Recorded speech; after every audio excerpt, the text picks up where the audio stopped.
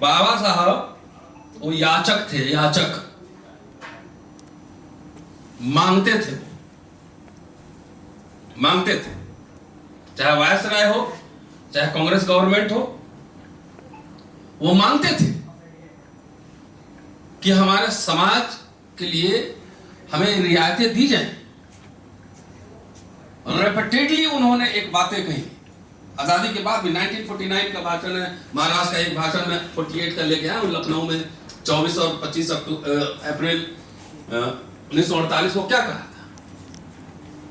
वो ये मांग करते थे कि अनुसूचित जाति के लिए 3 अधिकार हमने मांगे, एक पृथक निर्वाचन क्षेत्र, एक विधानमंडल में आरक्षण और एक सरकारी नौकरियों में आरक्षण। 3 में से एक नहीं मिला, जाने दीजिए, कुछ कोई बात नहीं है, किसी को नहीं मिला। पृथक निर्वाचन तो किसी को नहीं मिला, बाकी हमारे सारे बातें मान ली गई। तो इसलिए पृथक निर्वाचन नहीं मिला, तो इसका ये मतलब नहीं है कि हम लॉस्ट हो गए सब कुछ। और उस भाषण में कह रहे हैं कि पहनोगे तो जरी वाली साड़ी ही, न तो नंगे रहोगे, ये मानसिकता नहीं रखनी चाहिए। लगातार दबाव बनाना चाहिए और अपनी रियायतें, अपने अधिकार मांगते रहना चाहिए। ये मेरे स्टेटमेंट नहीं है। किरण जी बैठी हुई हैं, कह रही है कि हम मांगने वाला नहीं, देने वाला बनेंगे। उलट गए ना बाबा साहब, उल्टे के नहीं उल्टे? बिल्कुल 100%।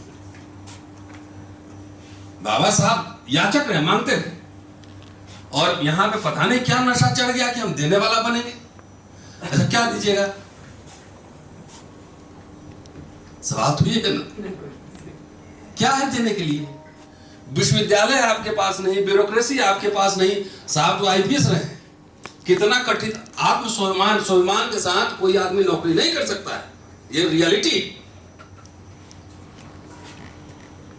मैं 28 साल मैं भी पढ़ा चुका हूं और स्वाभिमान के साथ जी रहा हूं, तो 3 एफआईआर लेके बैठा हुआ हूं। प्रमोशन बंद है, कई केसेस झूठे फर्जी लगाए गए हैं, लेकिन तब भी हारने का नाम नहीं है। छुट्टियां नहीं मिल रही, विदेश जाने में पाबंदी। तो कोई भी इंसान ये बता दे, मैं जानता हूं 28 साल मैं पढ़ा चुका, मैं अभी भी दिल्ली में कई डीजीपी सेक्रेटरीज हमारे दोस्त हैं, मैं जानता हूं किस प्रेशर में काम करते हैं। मेरे घर में ब्यूरोक्रेट्स,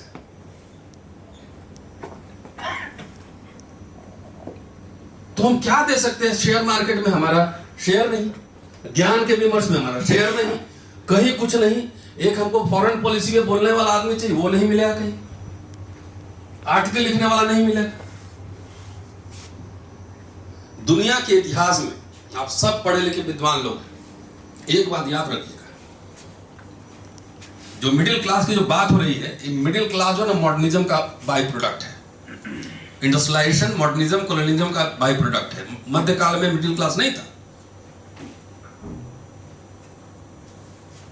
मिडिल क्लास 19वीं सेंचुरी फिनोमेना है ना, जब ब्यूरोक्रेसी, आईसीएस आया, तमाम अर्बन सेंटर्स, फैक्ट्रीज बनने लगे,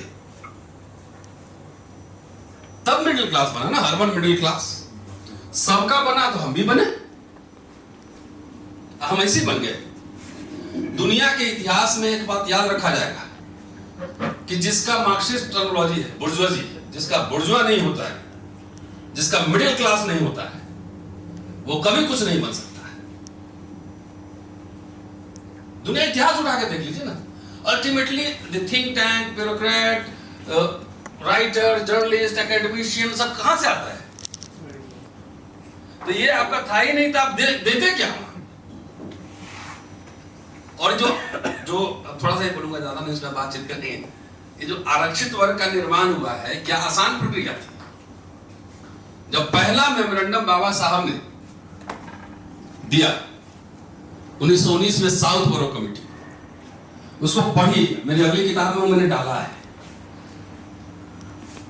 उसमें कह रहा है कि पूरे बॉम्बे प्रोविंस में एक शेड्यूल कास्ट आईसीएस ऑफिसर है, सॉरी, बॉम्बे प्रोविंस में एक ग्रेजुएट है।